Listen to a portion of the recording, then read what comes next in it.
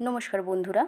জাপানের টোহো বিশ্ববিদ্যালয়ের বিজ্ঞানীরা নাসার দেওয়া জলবায়ু ডাটার উপর ভিত্তি করে পৃথিবীর ভবিষ্যৎ বায়ুমণ্ডলের মডেল তৈরি করার জন্য বিশাল গ্রহ মডেল সঞ্চালিত করেন, আর তার পরিণাম নিয়েই খোঁজের আজকের পর্বে আলোচনা করব।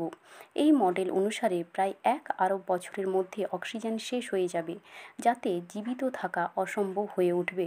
টোহো বিশ্ববিদ্যালয়ের সহায়ক প্রফেসর কাজুকি ওজাকি এই অধ্যয়ন করেন।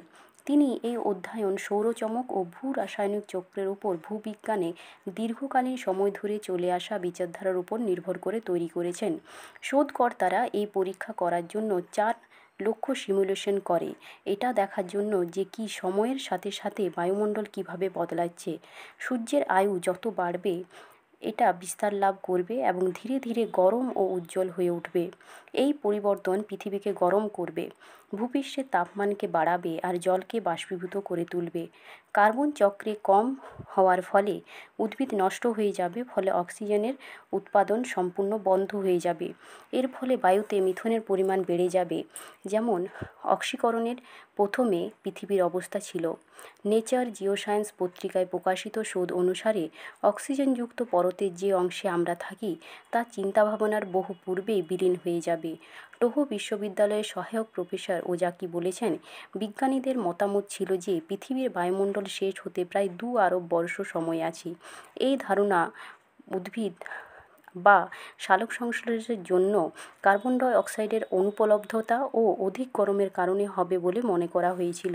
কিন্তু ওজাকির টিম পেয়েছে অক্সিজেনের সান্দ্রতা তার অনেক আগেই কম হয়ে যাবে। তিনি বলেছেন, পূর্ববর্তী মডেল ধীরে ধীরে হ্রাসের সংকেত পাওয়া গেলেও সিমুলেশন এক দ্রুত ও হঠাৎ বদলের সংকেত দিচ্ছে। যখন কার্বন ডাই অক্সাইডের স্তর কমে যাবে, তাপমান বেড়ে যাবে, তখন জীবন জটিল হয়ে পড়বে। যদি জীবনধারণ সক্ষমতা কিছুটা থাকবে, কিন্তু তা আমাদের বর্তমান জীবন থেকে আলাদা হবে। যদিও এই ভবিষ্যদ্বাণী মানব অস্তিত্বের বাইরে, তবুও এই খোঁজ বিজ্ঞানীদের গ্রহতে বাঁচার ক্ষমতাকে বুঝতে সাহায্য করবে। শুধু এটাই নয়, পৃথিবী বা অন্য কোথাও প্রাণের অস্তিত্বকে বুঝতেও এই খোঁজ সাহায্য করবে। যদিও আমরা এই ধীর সমাপ্তি দেখার জন্য আর থাকব না। বন্ধুরা, যদি ভিডিওটি ভালো লেগে থাকে অবশ্যই শেয়ার করবেন, সাবস্ক্রাইব করবেন। দেখা হবে পরের ভিডিওতে। ধন্যবাদ।